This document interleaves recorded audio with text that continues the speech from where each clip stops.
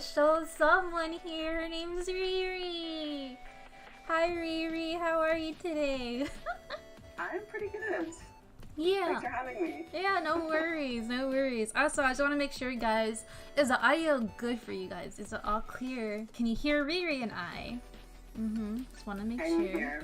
Hi, Thai. OMG, a Bishonen version of Penn. Yes. Yeah, but can you hear Riri and I? I want to make sure. Oh, hi, Ban. Hi, yeah, hi, Ban. Hi, Alder. Hi, Brad. Hi, Thai. Welcome, guys. I'm glad you could make it here. Riri sounds a little quiet. Does she? Alright, hold on. Oh, do I? Let me try to turn up your volume. Don't worry. I got this.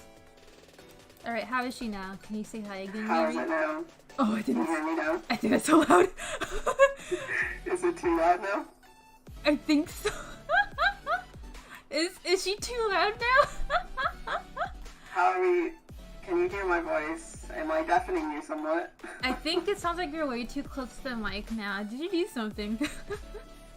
I did turn up my gain a little bit. Here, let me adjust it. Alright. Okay, how's that? Okay, Better? that should be fine now. Yeah, okay, is this better, guys? Does she sound better?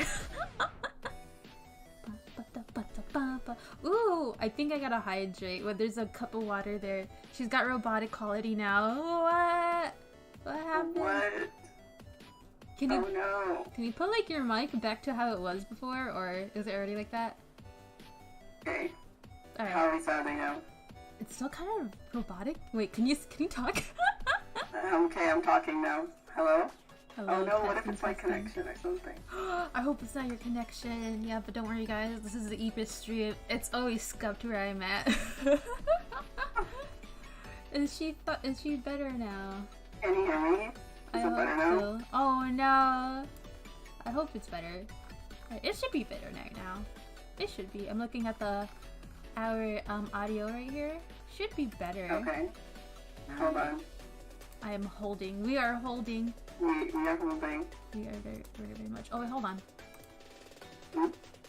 How's this, guys? I'm like playing through everything right now. Is this better? Can you hear me? Is it better? Or is it more of the same? Hold on, let me see in my let me test out the stream in my phone. Oh, I got a freaking ad. Now there's echo. Oh no. Alright, hold on. Let me go to properties again. How's this?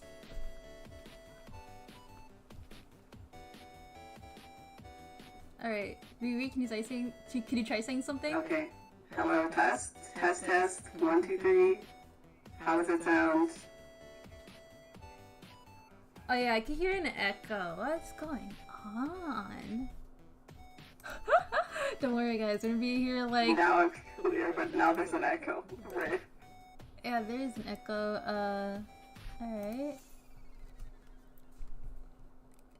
Alright. It's still the same as. Okay, I tried something else. Can you try say something now, Riri? Okay. Test, test. 1, 2, 3. How does it sound? Test. Test. Help us with their tests. Test, test. It still sounds echoey. Maybe, hold on, let me try something. Hold on.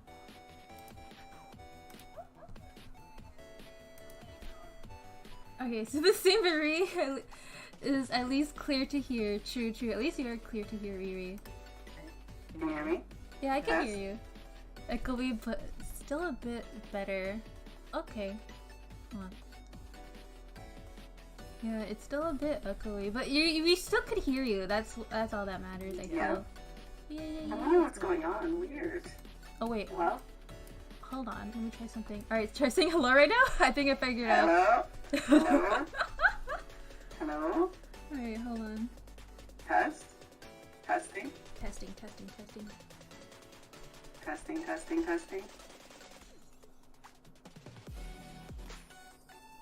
I think I could just hear myself echoing too. It's fine. Oh, you know what? I think this is fine. It's just a bit of an echo. It's just a bit of an echo, but we could still hear you regardless. That's fine. Alright. Hey guys, welcome to the stream. I hope everything's going well for you all. Yeah, so we have a very precious Riri over here. I'm so excited. Alright, Riri, shall we start the interview? Yeah, we shall. I'm looking forward to it. Alright, so our first question of the day is, what is Indie Games? So, I'm wondering, like, in what regard, like, do you mean, like, as a studio, or kind of, like, what the name means? Because if it's the former, then Indie Games is obviously, it's a Canadian game development making team, with a focus on making romantic visual novels, and essentially have always aimed to create amazing stories and memorable characters and experiences through games. All of which are catered to the female gaze, and also kind of pride myself on being like a sex positive studio, striving to bring a lot of just like mature and romantic content to women that they can discuss with their friends, and yeah. I love that. I love that so much. Women supporting women, even in sex positive atmosphere. I love it. I love that answer so much. Alright, so our second question of the day is, how did you come up with that mascot? As you, I was gonna say, as you all can see, the image Riri has presented to me here is her mascot. It's a mascot of her company. So yes, Riri, how did you come up with this amazing mascot? Well, the mascot, his name is actually Penn. He's supposed to be the personified version of the studio's icon, which is the golden pen, hence his name, and then all of the golden accents on his design. It was also really important to me that he's a person of color, because I am too. And I mean, it doesn't hurt that he's also eye candy, because I mean, that's what we're all here for. So yes, exactly. Oh my god, I love it. And I just want to ask another question. Will Penn be a romanceable character in the future? This is the question for me. I haven't decided yet, to be completely honest, because I have a lot of other projects that I would like to release first. But I guess I could say it's not really off the table. But I don't know, he's kind of also just there to just like be the kind of landing, the face, you know, the landing page person, right? So understandable. Yeah, I love that. Well, yeah, it's not set in stone, but like, come on, guys, like it's a possibility. And I love that he's so handsome. Like, how did you come up with his design, like his color scheme overall? I mean, if you look at like the pen that he's holding in his hand, it started from there, really. And then anyone who knows like me, like Riri, knows that I really like suits. So yes. I was like, okay, we need this as well, because that's a very like important aspect to me as well. And then not often do you see a lot of like Otome characters with like truly curly hair as well. So I wanted that as part of the element. And then also like beauty marks and stuff like that. So yeah, I kind of meshed all those together, did a couple different sketches, and yeah, here we are. Nice. I love it a lot, especially his piercing. Oh, and that halo, I love it dearly. It is such a cute mark on him. Okay, now we're going on to the next question. Enough about my fangirling. So, can you tell us anything about your games, and what are they about? Like, what's the plot in your games? Yeah, so, I mean, publicly, I only talk about one, but I do have a few others. And the one that I talk about publicly is Issei and Kai Chosen Throne, which was also kickstarted early, last year. And it's basically an interesting take on the isekai genre, where you're forging your destiny of the realm, and as the protagonist, you're trying to escape her predestined fate. So Seina Kaimana, who's the protagonist of the game, she's this the descendant of the realm's goddess Adelina, but in general, her extended lineage is known for having a fixed destiny that's very like set in stone. So, yeah. Sweet. I hope to release it this year on both Steam and itch.io, but I haven't picked the definite date yet because I've had a lot of personal stuff going on IRL, but that's that. As for the projects that I can't talk about publicly, I don't think there's any harm in sharing kind of what genre it'll be. So I have one that's a sci-fi futuristic murder mystery, and then another that's a dark noir thriller, a different one that's more of like a slice of life, I guess you could call the term like Nekomimi drama, and then one high stakes deck game thriller as well. So predominantly, I really like to write like thriller and suspense stories that are also romantic, but yeah. Oh my god, there's gonna be like a death game, like one in the works? Yeah, I haven't decided if it's gonna be strictly in visual novel format as well. I would like to kind of dabble into like RPG-esque type exploration as well, so it's something I know I'm capable of in my skill set, thankfully, and I would like to try it as a full-fledged development someday, so yeah. That sounds super cool. I am so interested right now. Oh my god. I feel like nowadays people think of Otome games, you know, as cute and fluffy kind of romance games, and I love it. I love that too. But now I feel like now some of these games are kind of going into like the thriller or darkest territory, and I just love that. Yeah, so I'm so excited about that. Now, my other question is, how did you get into video game development, and why specifically Otome games?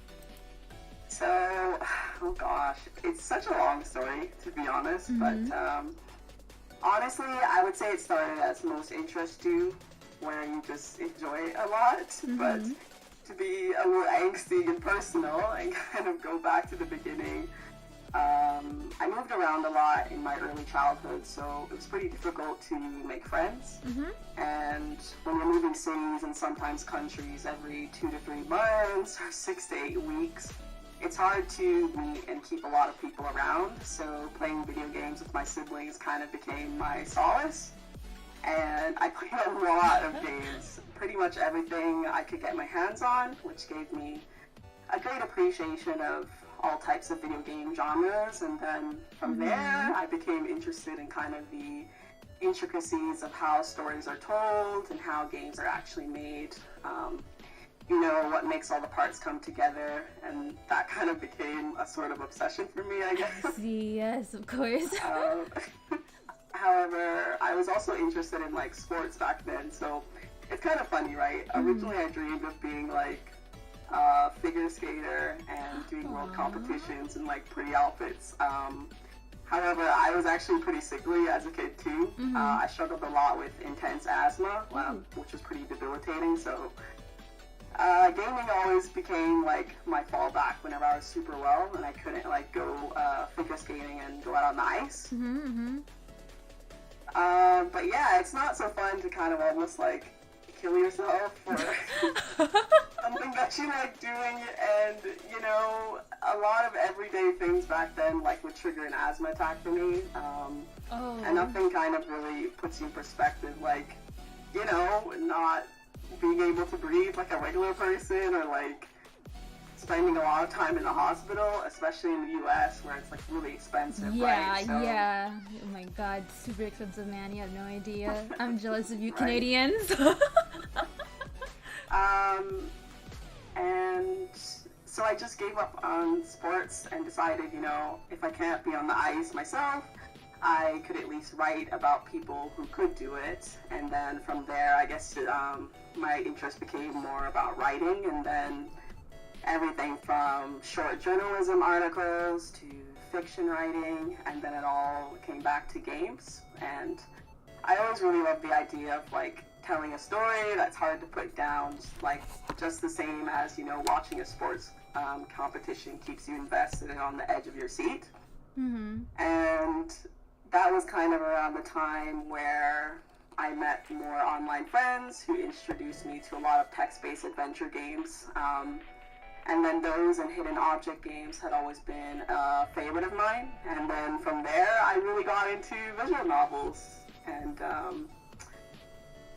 mean, it's so long, but basically, I moved on from then, and I enjoyed chatting with a lot of people online who loved games. And then I was super active in a lot of, like, archaic forums that probably make a graphic designer scream now, but I'm thinking about the graphic design of them. But I noticed a key part of any game for me was the romance and the narrative, and then the unique experience that only games as a medium could provide for people. So when I was in like junior high, I think that's like grade 8 onward in the US. Yeah. But I'm Canadian, so I'm not 100% sure how that all works. But anyway, I worked in catering from about that time until I graduated high school. So I was pretty fortunate in that I got to meet a lot of people who were in the fields that I was kind of considering for a career. So I had a lot of opportunities to chat with a lot of people from different crossroads in life, and let's just say I was kind of at a crossroads at that time, right? Yeah. So I was considering either journalism, culinary arts, because I really like baking, and then game development. And then I also figured I could finish my language studies and maybe move or work abroad. Maybe doing like an exchange program or something like that. But unfortunately, when you have like kind of big ideals or like plans like that, you don't really know where to start, right? So I was like, what's the best way I can kind of get this information? And I figured the best way was to just talk to people who have already done it, and that's what I really did. So I got the opportunity to chat to a lot of like journalists, but the thing is, they were like, don't choose this career, with like the firmest warning a person can give you. And then as for wanting to be like a pastry chef or a chef in general, a lot of chefs were like, well, it's good to know a trade, but it's really taxing as a career because there's lots of early mornings, you don't really get your weekends or your holidays, and then you tended to only have downtime during periods where people were celebrating like off season, you know? So like working weekends when all your friends work 9 to 5, so they only have weekends off. And then I kind of decided that maybe that wasn't for me, especially knowing my boyfriend at the time was very 9 to 5. And then so was my family. So I finally had a chance to cater this one luncheon at this small game studio, where really we just provided like a bunch of snacks, like easy takeaway sandwiches, and just like manned the table. Like it wasn't like a formal dinner or anything like that, but I'll never forget like what a happy bunch of people they were, and then the overall like down-to-earth camaraderie that everyone in the studio had for one another. And I had the chance to ask one of them how they liked their career, and she said she really loved it. And then from that point, I was pretty sold. So when I graduated from high school, I was a huge nerd in high school, to be honest. I feel like ran, a lot of this us blog full of short stories and did a lot of writing and stuff like that. I say that as if I'm not still a nerd now. Anyway, I also looked at my options for like finishing my language studies, which were predominantly like Mandarin and Spanish at that time, because that's what my junior high taught, and then I took it all the way throughout high school. So it was really important to me to pick a university where I would have time to do that, and then also study game design. But taking the game design course that I took, it was a really intensive course. Like even when I reflect on it now, I'm just like, man, I had so much energy. Put it this way, we had a starting class of about 30 people, And before I went to the opening ceremony that you usually have, kind of like orientation, the man who did my interview, I'll never forget what they said to me. And it was like, look, most of the people who take this course don't actually finish it because they think they want to make games because it's all fun, but then they realize how hard it is, and a lot of them give up. Hell, even when I was on my way to the ceremony, I got lost on my campus. I was at reception. I was like, I have to be in this room for the meeting, and I don't know where it is. And then the receptionist straight up told me, she's like, you don't look like a game designer. Are you sure you're like not looking for the interior design course? What the hell does that mean? Right? It's actually kind of offensive now that I think about it. But just assuming that all game designers have like a certain look to them. And then because I'm a woman and I think I'm pretty. I think you are pretty too. Like I was like, yo, rude. Like, anyhow, by the end, our graduating class from the original people who'd been in that 30 was 2, and I was one of them. So I specialized in 3D rendering and photorealistic lighting and texturing. That's actually what my degree is for. So if I really wanted to, I could go do commercials or film or anything with my degree, but I knew the reason why I took the course was that I really just wanted to learn all of the industry lingo and how things work in the AAA gaming spaces, so I could make Otome and romance games for women to the best of my ability after graduation. And yeah, that's a long story, but that's the end of it. I love that. I loved every single thing of that. Thank you for giving such a detailed and amazing story for us. Oh yes. Well, thanks for listening. Of course. Otome says I'm simping for this mascot. Yes, he is beautiful. Please appreciate him. I simp for him too. We all are. So, another question I had to ask is, will Indie Games be making games other than Otome content, or is Otome content the only thing you are thinking of right now? So, because I can dabble in a lot of different game genres, I would like to. So, understandable. It's something in the future, right? Yeah, something. It's something I would like to do in the future, for sure. For future. Alright. Sweet.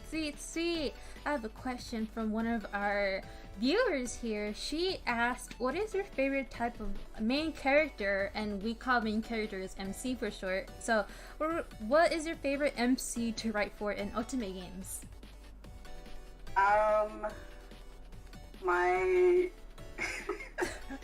children don't listen, but it's doing gremlins who are also like, you know, sexually active. I see. Experience. But honestly, I like a woman or a main character who is sometimes reckless and determined, but not without like sense or heart or for a cause. I think the common trap is to write kind of the bleakest, unbearable little heathen of a protagonist to make up for the sea of like wilted flowers and doormats and Mary Sue's that a lot of people feel the genre has. In my experience, at least, people don't like to read,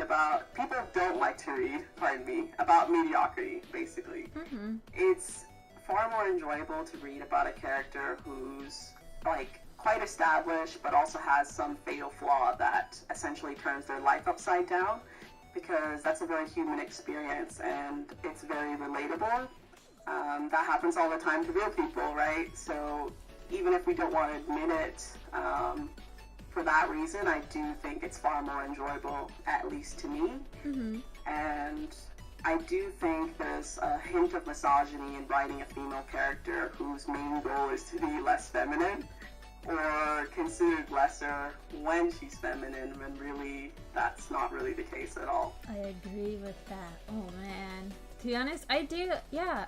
To be honest, when I play some Otome games, sometimes I'm like, oh, some of these girls, they act out without even thinking some of, like, their, like they act out without thinking about, like, all the consequences of what's happening there, or, like, what could happen to them, you know, like, they don't know any danger.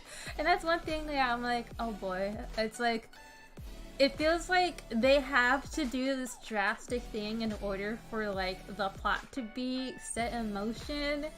So sometimes I feel like, oh, that kind of feels like an easier way out, you know, to make a dramatic scene dramatic. Like, the MC has to be kind of, you know, like, empty mind in a sense. So yeah, I understand. The drag behind the plot boats, as some people in the community like to term it. Yes, exactly. Oh, we have a question in the chat here from Crow and Chroma. He says, when you mention other genres, do you imagine things like RPGs or strategy games? I do, yeah.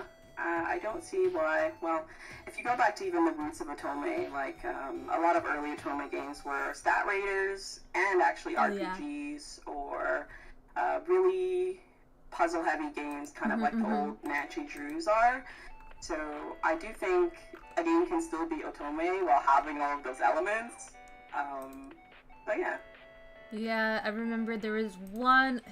It's a really old, like, it's a really old series, but it's still going on. I forgot. Toki Doki's Memorial? I forgot. What is it called? I forgot. But yeah, Tokimeki. Tokimeki, yeah. That game is nothing but stat-based. Oh my god. Like, but it's like stat raising in a fun way, right? In a way, it's kind of, yeah. It's just in the older games, if you have like one stat that you didn't focus on, it's like, nope, automatically to the friend zone. Automatically to this friend zone ending. Like, damn it, I wasted a week on this, now I gotta replay from the beginning. It's true. That's why we just hack it. We just use cheats. Yeah. For these older games, yes, absolutely. Yes. Yeah, so yeah, Tokimeki Memorial's Girl Side. There you go. Yeah, that was the game. I wanted to play it, like one of the older games on stream, but then I remembered, oh god, like one of the games, like the stat base was insane. Like you had to befriend even certain groups of NPCs to get the ending. Like, oh my god, how did people figure it out back in the time? I mean, luckily we have the internet now, and there's a lot of guides. Yeah. Oh my god, yeah. People is like, oh, Otome games, like it's just reading. No, man, there's some where it's like stat or like fighting based or stuff like that. Jeez, or like puzzle based. Oh lord. Oh, okay. Oh, I have a question here. It says, it might be a bit early to ask, but I was wondering if Review would consider DLCs in the future. I don't see why not. I mean, the fun thing about when you finish creating a world is like, I guess in the moment, like after you finish it, you're like, oh, it's done. I don't want to look at this again. But then like you have an idea and you're just like, oh, actually that would be like a fun AU. And then since you already have all the groundwork laid out for it, you already did everything before. It makes it easier, and it's actually pretty fun to do it. So I would love to actually. Yeah, I love that. Alright, so we'll go on to our next question. So you mentioned about the main game where you talk about publicly called Ise and Kai the Treasure Throne. So can you tell us about the characters you created in the game, and how did you come up with their designs? Yeah, where do I start? Let's start. I guess start with. I can talk about the main cast. And I guess I would only talk about the main cast, starting with the protagonist. So, I mentioned it before, but Seina Kaimana, she's the protagonist of Isekai. Essentially, her last name and her bloodline holds very powerful magical properties, which can provide immense power and obedience in demons because of her pact that her ancestor Adelina, who's the realm's goddess, has with the one who fell, which is the realm's version of like the original demon lord, fallen angel, etc. And then the most blessed one, which is the realm's version of like the first godlike being. And then for her creation as a character, the big points were I'm gonna get a picture of her up right here really quickly. There she is. This is the main pro tag of your game, am I correct? Wait, hold on, I can't see it. Alright, hold on. It should pop up on the stream. I'll cover her on me. Alright, hold on. Oh, actually, let me screen share. Hold on. Let me do stream match over here. Alright, I'm screen sharing in Discord. Can you see it? Let me take a look. Yes! Right. Yes, yeah, there she is. Alright, continue. From the Kickstarter, right? From the Kickstarter art. Yes, that is her. So for her creation, the big points of her character were essentially someone who's had a difficult life and surrounded by people who predominantly want her to conform, but somehow she still seeks out the silver lining that closely aligns with her morals and how she personally views the world.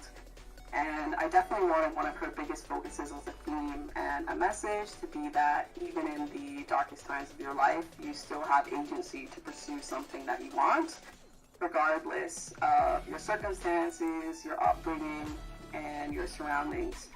I also wanted her, like the secondary kind of purpose of her character, to be a character that validates the feelings of being wronged by your experiences, but also at peace with your experiences, even if you don't necessarily forgive the people who hurt you, if you don't wish to. And so I crafted both her story and then her image with those ideas in mind. And then with her palette, I chose a lot of strong blues, whites, blacks, and then like hints of yellow to display both the luxury of her upbringing and then the way I designed her clothes. I had in mind for a princess look that's somewhat unconventional and informal, and then also contrasts a lot with what her family wears, which is supposed to be representing that her ideals are separate from theirs. I see.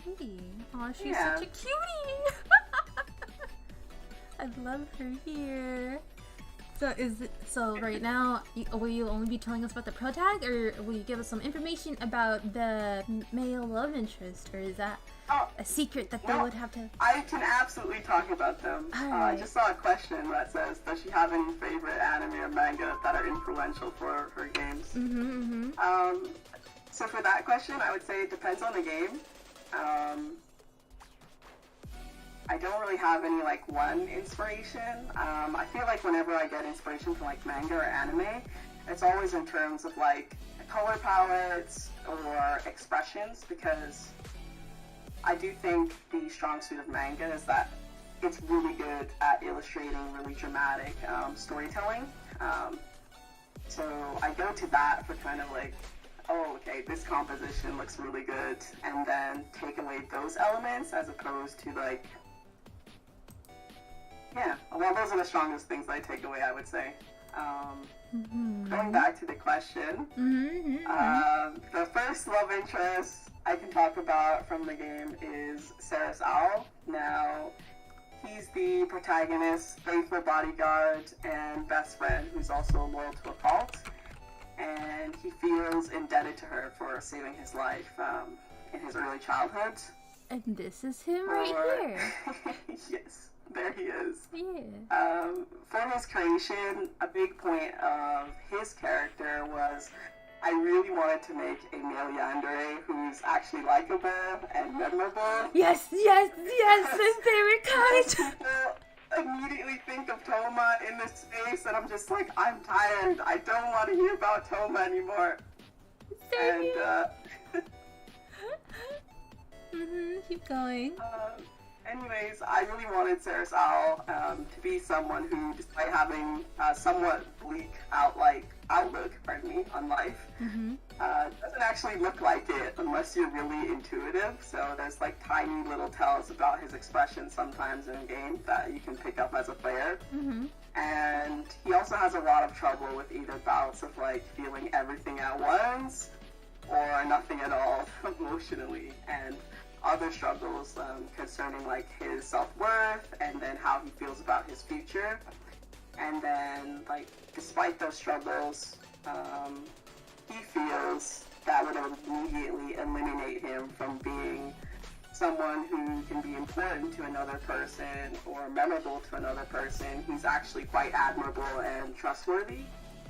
So, you know, the first person you would think to rely on, although he himself consistently believes he could never be that person because of all of the internal struggles he has.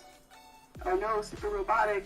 No, connection. Oh no, maybe it is the connection. Hold on, let me see here. Hold up a second. Is she still super robotic? Hold on. I got this. Let me just go back over here. Alright, how is she? Is she good? Is she still robotic? Test. Can you hear me? Is it a little bit better? Can you hear her chat? Can you hear It wouldn't be a stream without Riri here. Okay, how's this? Okay, I think this is better. Yeah, it wouldn't be a stream without technical difficulties. Alright, continue on, Riri.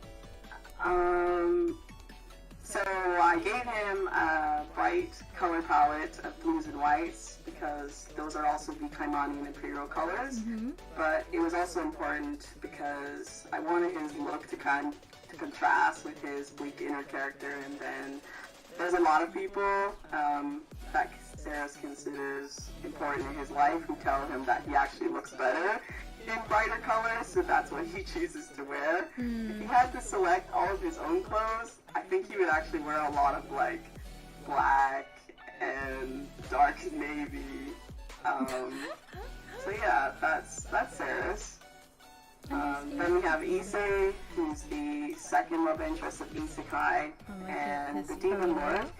He's a very larger-than-life character who does everything with like grandeur and mostly finesse. Sometimes he screws it up, but he's just like, actually, I meant to do that. And for his creation, I guess the big points of his character were someone who's also had a difficult life, but maintains their optimism and chooses to live each day brighter than the previous day, even in the face of overwhelming tragedy or doom, especially considering the plight of his people. And I wanted him to not only be a very positive and vibrant person that draws people in, but also a strong leader that makes people want to follow him or look out for him and have his best interests at heart. And also as an emblem that shares that maturity and fun can be interlinked in a character. They don't have to be two separate concepts just because someone's older. And to that end, I also wanted to make him a grown man who's wise without being unbearably miserable or like snarky about it. So when I was designing him, he went through so many color changes, to be honest. But I knew that I wanted his design to be very distinct at a glance. Some look that conveys, oh, he's not only a demon, but he also looks like he's a real character, you know? Like, yeah. Hence his vibrant palette of reds, his massive ombre coat, and all of his golden accents. I love that. I really love his design. Like, how long did it take for this to be like, you know what? This is the final design. He had so many. I think I drew Issei, like, I definitely drew Saris more than I drew Issei when I was in the concepting phase. I think Issei went through about 8 to 10 different, like, iterations before I was like, okay, I think I like this one. Because I also had to think about how he wears his clothes and, like, when he's in his demonic form. Okay. True. And how his clothes work with his demonic form. True. I'm like, yeah. So then we have Kai, and Kai's character, man, he's probably the character in all of the plot who had the most changes throughout Isekai's development, because Kai actually used to be a love interest, but his path didn't really fit with the heroine, the story I wanted to tell, and then who Kai was fundamentally at his core as a demon.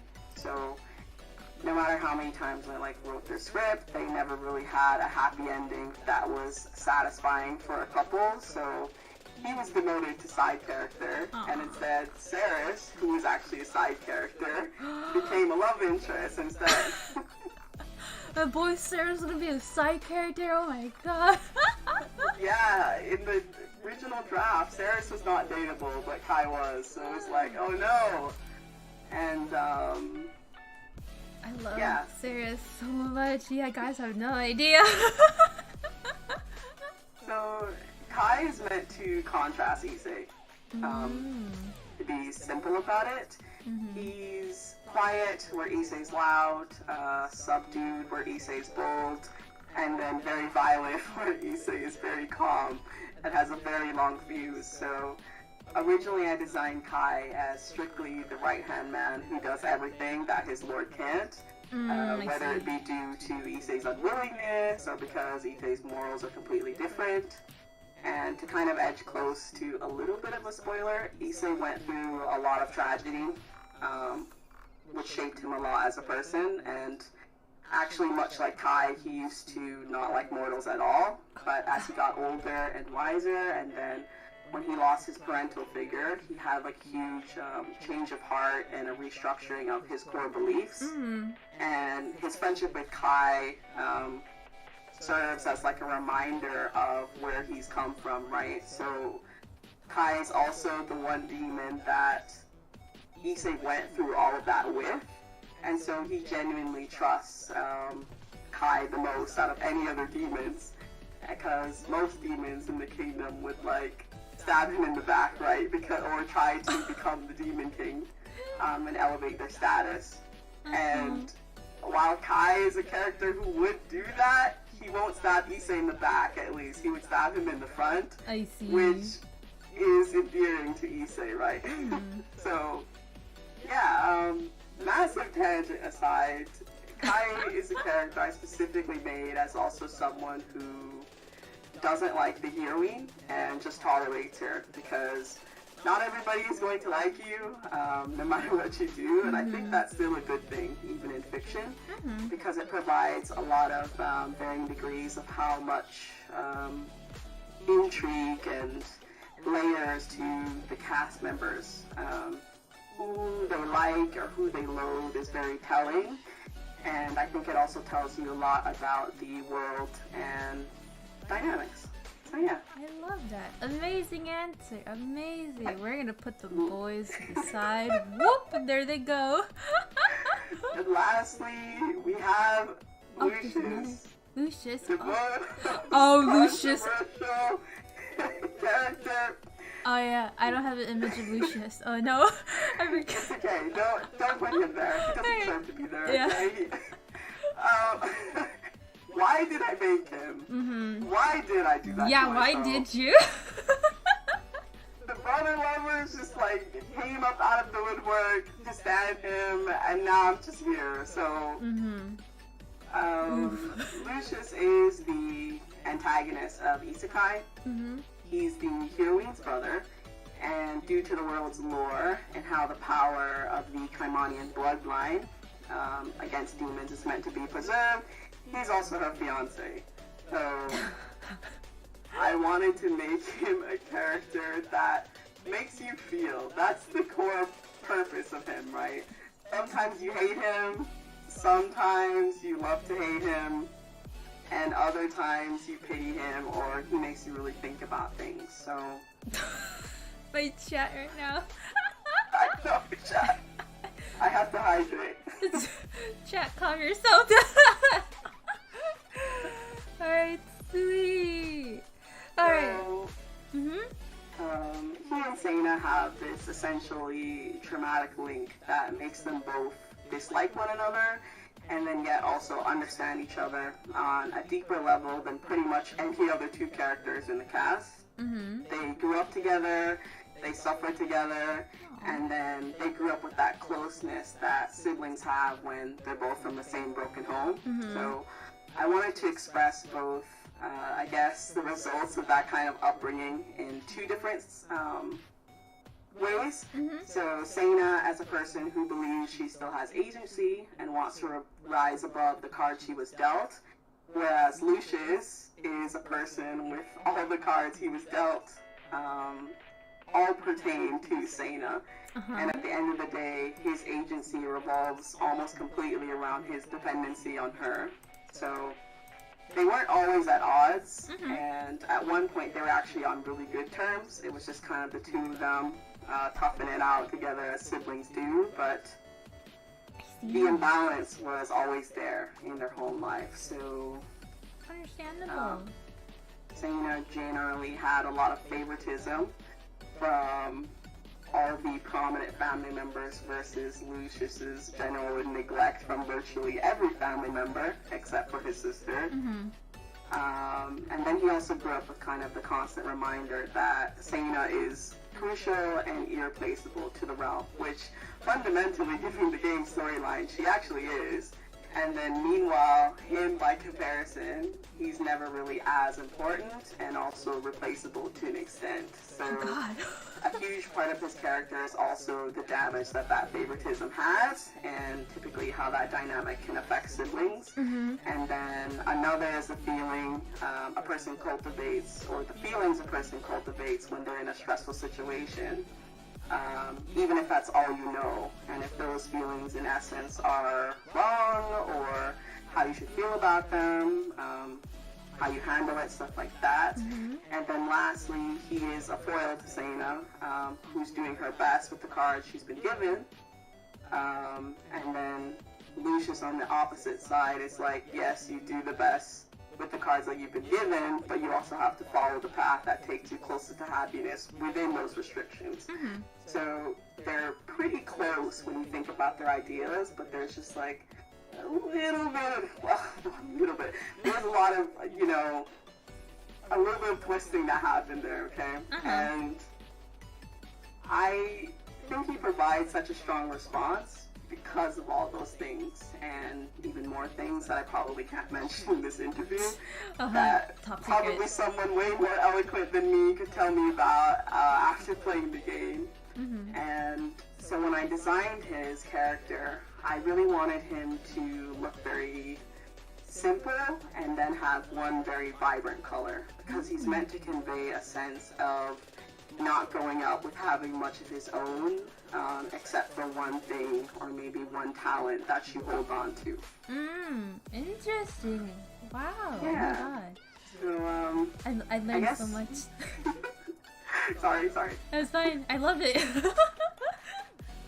I guess my last note on character design is whenever I'm designing characters, I think about the iconic look of them attached to the overall purpose of their character first and foremost, and then go from there.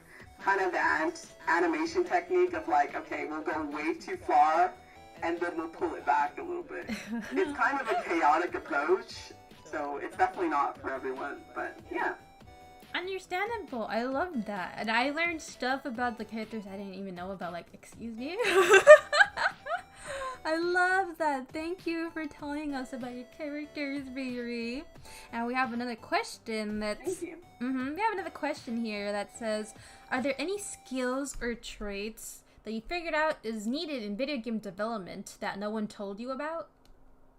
So, not particularly, because I went to university for it, so I had a really good grounded understanding of what my path would be like and what it would entail.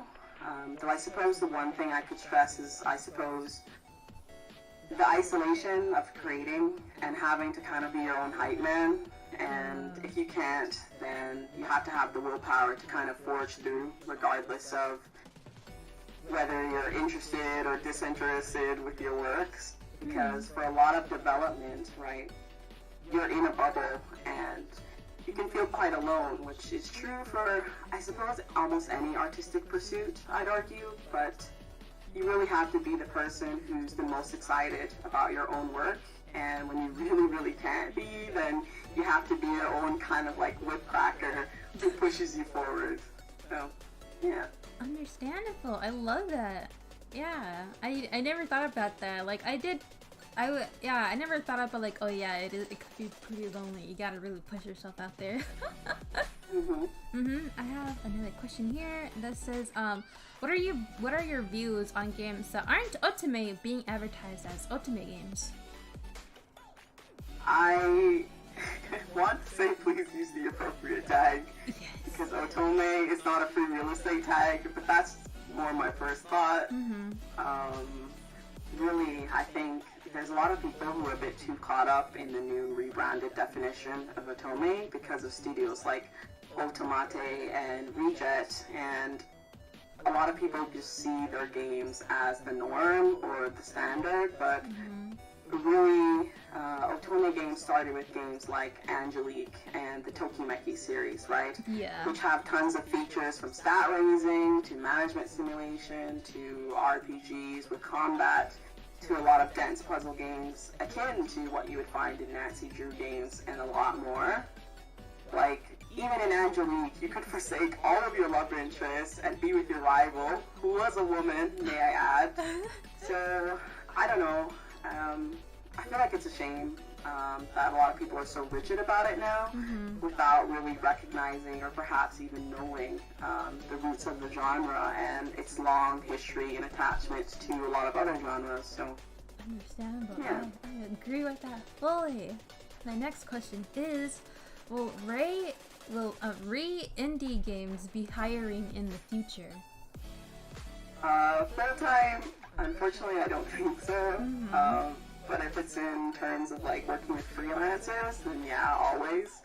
The reality is I can't do everything, but eventually I suppose I would like to get to the point where most of the studio's work is quite automated and taken care of by others. So if I'm not around or if I'm having a hard time, then the studio keeps going. So.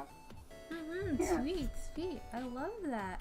We have another question from the community tabs. It's from my lovely viewer, Empt. He asked, what game engine do you use? To flex? All of them. No, I'm kidding.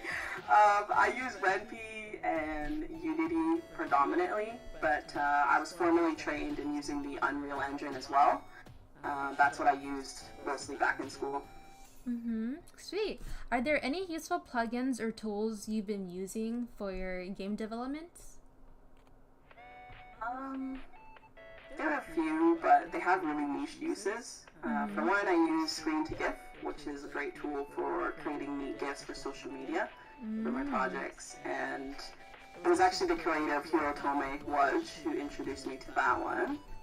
I also like this one plugin that I installed to most of my Adobe software, which allows you to export things as a WebM. And WebM allows file sizes to shrink really tiny, so it helps you in saving a lot of space. And then just Clip Studio in general is what I use for all of my art and drawing. Its asset store is like really good and robust. And yeah, I really like it.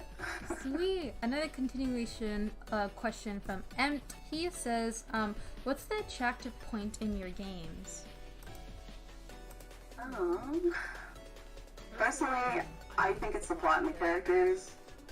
However, I do think making content that is both respected of the female gaze and then also sexually positive is a plus as well. I love that. So yeah. What are the common errors done by programmers when programming a game, and what tips would you give to new video game programmers?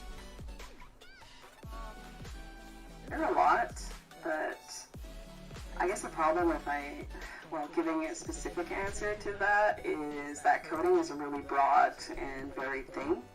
So everyone does something differently for different reasons. It all really depends on what you're trying to do. But if I had to give kind of like a crucial upfront tip, it's that you should always default all your variables, pardon me. Typically there needs to be a set, what's the term? State that the program can pull from.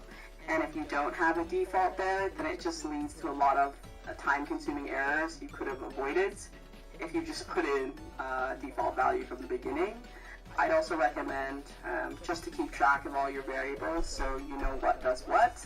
And then lastly, to add comments in your code so you remember what also does what in case you have to take a hiatus or you have an extended period away from your script, because it helps you a lot in the long run to just even type up a quick comment of like, oh, this is what I was doing here. So life happens when you're a game developer, right? Sometimes you have to take a break from it and then you come back and you're like, oh my god, I don't know what any of this does. So if you have those comments in there, you just save yourself a lot of grief as well. I love that. And yeah, I'm not much for being a programmer, but like I understand what you mean. Like, okay, I understand. Yes, I would take that to note now whenever I want to try using some programming skills. Alright, and then we have, when did you start making games? Officially, I want to say when I started university, so back in like late 2016 and early 2017, around there. I love that, yeah. I love that. Alright, for anyone who wants to make a game, what should they start off with? Honestly, I'll share the advice my prof gave me in uni, which is to prototype as fast as possible to realistically figure out what you can and can't do.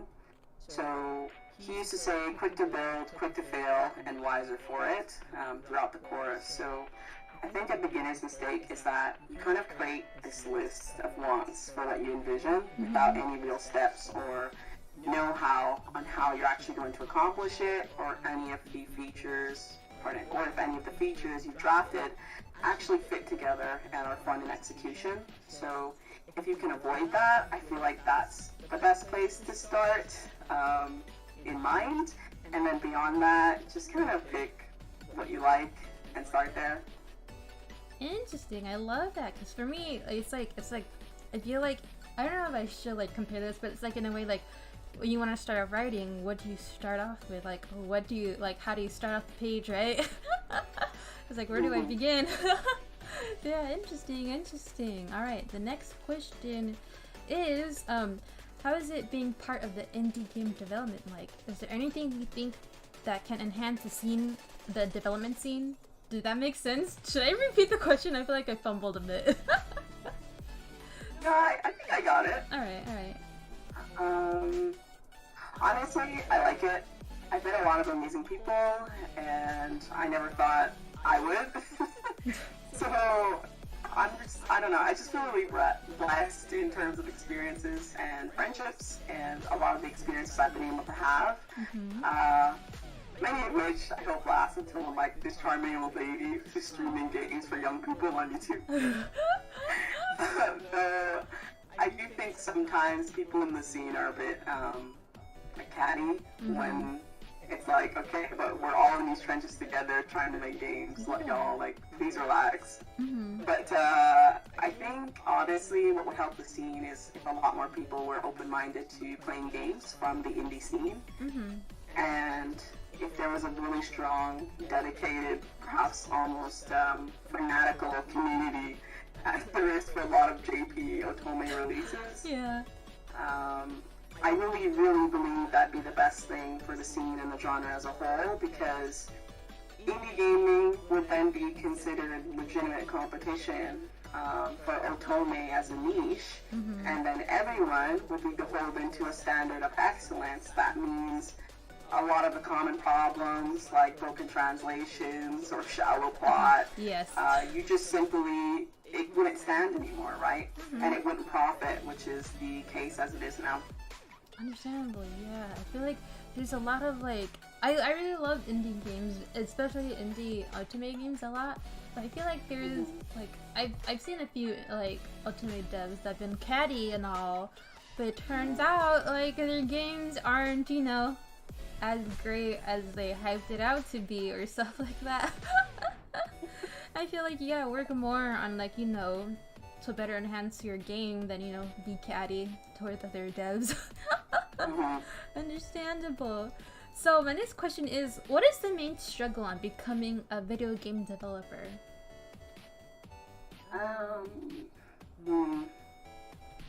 Honestly, honestly, I would say how lonely it is, I guess. If you're really extroverted or even too deeply introverted, I think you'll have a really hard time. Because on the former, really extroverted side, then you spend a lot of time by yourself with your own thoughts when you're developing. And then on the latter end, you have to put your game out there in front of other people and promote it even after you go through all the hard work of creating it in the first place. That's really the environment that we're in and that we have. So between introverted and being extroverted, you kind of need to have a good balance. Plus, there's not much of a support system or a broad community at the moment. It is growing, but a lot of the time you can feel like you're just alone and you're trying to pave this path that not necessarily anyone's going to thank you for. And then I guess lastly, in a way that strictly pertains to Otome development, I think there's simply too many people who only care about what they're doing without any interest in players or their development peers, and it's really terribly prevalent, which is a shame because I feel like if there was more interaction, more people would be drawn to the indie Otome scene, and then the larger media would also take a more serious look at the genre because it would seem more structured, you know, a really strong community that people want to be a part of, right? People want to experience. Because people always want to be a part of something, right? Yes, yes. Yeah. I love that. Well, thank you for that amazing response. I felt really touching. Alright, next question is, how do you organize and plan your projects? I took away the tactic from my time in uni, which is to basically have a document template that works for you. So I built the document from scratch. I have one for every project, and it basically has everything I need for that project and about that project meticulously recorded for quick reference. And then from there, I just build a realistic schedule for myself based on what I have left to do, what I'm doing the next week, and then I just execute it. That's what I find works best for me, but everyone has their own approach. Sweet. Also, for everyone asking questions in the chat, we'll be looking through them when we finish this list of questions I have here, so don't worry, we will get to your questions just as soon as these rounds of questions are over. I just see so many people asking, like, we'll get to you. I promise, I promise. Yes. Alright, so let's see here. Oh, this is private. You don't have to tell the names, but can you reveal to us the number of projects you're working on currently? In active development that I publicly speak about, just one. Projects that are on the back burner, I have 2. So 3 in total. Nice, nice. I love that. Thank you, thank you. Everything's top secret. Alright. So, there are many people out there who want to make their own games, but they have this shameful feeling of asking monies from others, or in general just feel ashamed on making Kickstarters. So, is there anything you like to say to these people to shake them out of this feeling? Or, you know? I guess well, the first thing is I don't think it's shameful for one to be paid for your hard work, because game development is a lot of work. And I don't think you should feel that people wouldn't invest in you or support you. I think often there's a lot of people who feel that maybe they don't have much agency in their life, which is really untrue. And honestly, it's already hard to be a developer. So having that support can be the difference between your project ever coming to light or ever being finished or not. And I understand that it seems daunting at first, because for me, I was also like that, right? But this planet is not an island, and neither is this niche. You really don't know how things will go, or how your life could even change just from having funds to finish the thing that you wanted to make until you actually try it, right? So really what I'd say is that you should take the plunge and do the thing that you want to do, because you're not getting any younger. as you're, questioning yourself, you're just kind of, in the mix. you know, your time is going by, right? And time is a finite resource. Yes. So I think you should do the thing you want to do with confidence, with tenacity, and humility, because you didn't get there on your own if you choose to go that path. And honestly, life is so much more fun when you don't have that crippling feeling, like you've taken on this insurmountable task and you can only do it on your own, because that's not true. It's just not. So, yeah. Understandable. I love that. Yeah, I see so many like upcoming, or people who want to start their own games, but they feel like really like, oh, Kickstarter, I don't want to do that. And it's like I don't want to, get money, like, to make my games. Like, but like you should. There are people who are interested and want to make, make your games come to life. They want to support you, so why not? Exactly. So my other question is, how do you stay up to date with the newest technology and trends? Well, I have my morning feed that shows me pretty much exactly what I want to see every day. I've painstakingly curated it from 2016 to now. Otherwise, I browse a lot of social media, I listen to a lot of podcasts, and I read a lot of books and articles, and then word of mouth just fills in all the other gaps that I have. Sweet. What has been the most challenging thing in creating games for you? Honestly, it's my own personal life and trying to develop during the pandemic and not really acknowledging how that affected my health, my physical health, my mental health, kind of at large. So, all I can say is take care of yourself, because if you stop, then the project also stops. Yeah. And, Like, listen, guys, it's good you want to work on your own stuff, but like, what if something happened to you? Your games won't be able to come out till out in the public. So take care of yourselves, man. Yeah. Get that physical and mental health. All right. So, which platforms are you aiming for your games to be released in? So, I always want to release games on the PC. However, in the future, I'd also like to release on mobile and Switch, because that's kind of where the demographic is shifting to. Oh my god, Switch games, yes!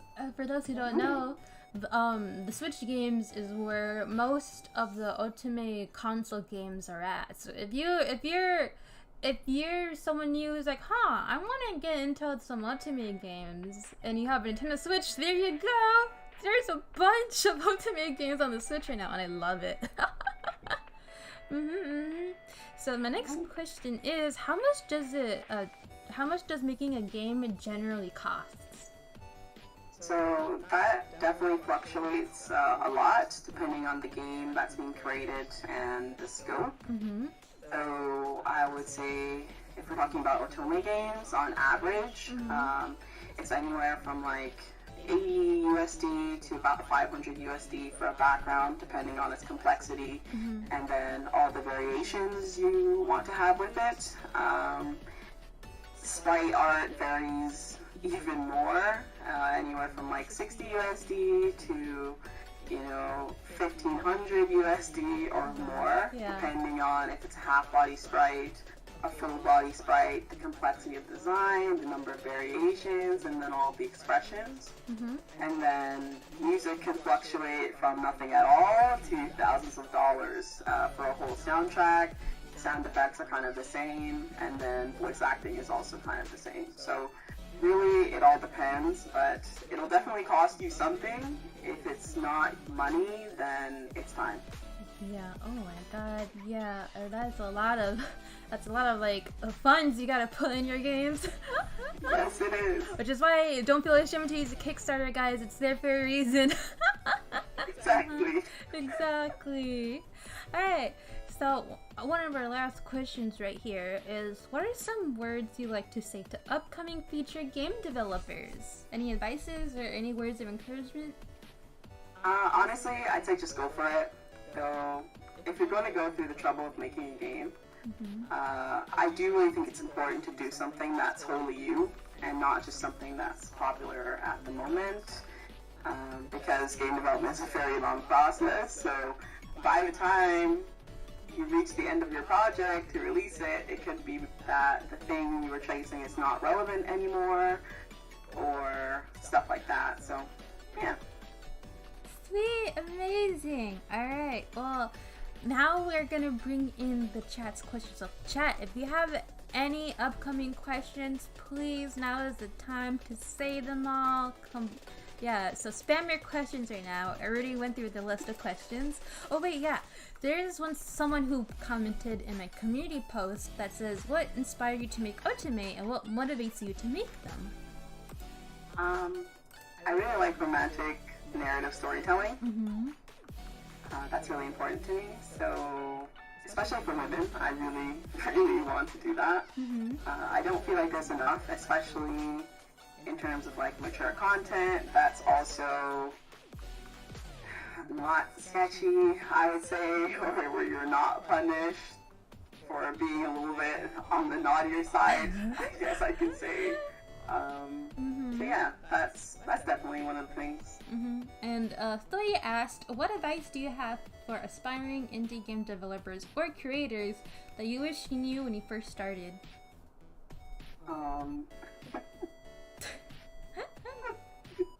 Don't get involved in drama, guys. Don't do it. Just, I mean, don't like exist in a bubble all by yourself, but at the same time, this is a very small community. Very small. And however small you think it is, it's even smaller than that. Yeah. So chances are, if you're being catty or like participating in community drama, what you said is going to make it back to the original developer and then spread to all of their friends and then their fan base, and then it's just like a domino effect of multiple different communities. So, you know, just don't do it. I personally have not done it. I think I've just been like on the outside, you know, just keeping my head down, just, you know, working. But I have seen a lot of people who had some colorful experiences, let's say,